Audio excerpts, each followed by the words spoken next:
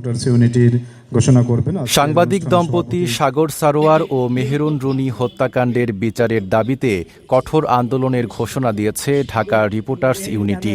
আগামী ৯ এপ্রিল বৃহস্পতিবার বিচারের দাবিতে স্বরাষ্ট্র ও তথ্যমন্ত্রী বরাবর স্মারকলিপি দেওয়ার সিদ্ধান্ত নিয়েছে সংগঠনটি। সোমবার দুপুরে ডিআরইউ চত্বরে আয়োজিত এক প্রতিবাদ সমাবেশে এ ঘোষণা দেন সংগঠনের সভাপতি আবু সালেহ আকন।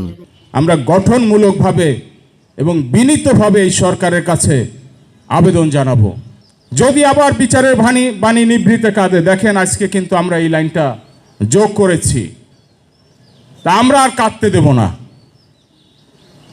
আমরা বৃহত্তর কর্মসূচি ঘোষণা করবো ইনশাআল্লাহ। এই পর্যন্ত যে সরকার ছিল এই হত্যাকাণ্ডের পরে, তারা কেউই এই সাগর রুনি হত্যাকাণ্ডের তদন্ত করতে দেন নাই। সমাবেশে বক্তারা বিগত সরকারের কড়া সমালোচনা করে বলেন, আওয়ামী লীগ সরকার বছরের পর বছর বিচারের নামে কেবল তদন্ত প্রতিবেদন জমা দেওয়ার সময় পিছিয়েছে এবং কালক্ষেপণ করেছে। নানা সময়ে নানা বক্তব্য আমরা শুনেছি, কিন্তু সাগর রুনি হত্যাকাণ্ডের রহস্য উদ্ঘাটিত হয় নাই। এই হত্যাকাণ্ডের মামলার তদন্ত প্রতিবেদন আদালতে জমা দেওয়া হয়নি। যারা প্রতিনিয়ত সাংবাদিকদের নির্যাতন মামলা করা হয়, তার জন্য কঠোর পদক্ষেপ নিতে হবে এবং কালাকানুন থেকে বাতিল করে যত প্রকার সাংবাদিকদের বিরুদ্ধে হামলা করা হয়েছে সেগুলো বাতিল করতে হবে। 72 ঘন্টা ময়েশ্চার লক সমৃদ্ধ লিলি বডি ওয়াশ শিয়া বাটারের গুডনেস স্কিন রিপেয়ার করে রাখে সফট ও গ্লোয়িং। অন্তর্বর্তীকালীন সরকার ক্ষমতায় এসে প্রতিশ্রুতি দিলেও সাংবাদিক হত্যাকাণ্ডের কোনো সুরাহা করেনি বলে অভিযোগ সাংবাদিক নেতাদের।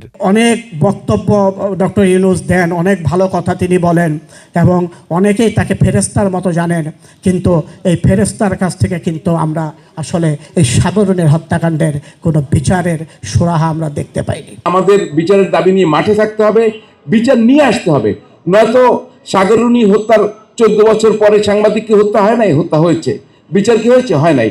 কালকে আপনি আমি হত্যাকাণ্ডের শিকার হব, আবার সেটি হিমাগারে চলে যাবে। সাগর রুনি ভাই ও বোনের হত্যার সুষ্ঠু বিচার এই জাতিকে দিয়ে যাবেন, আমরা সেটি দেখব এবং আশান্বিত হব।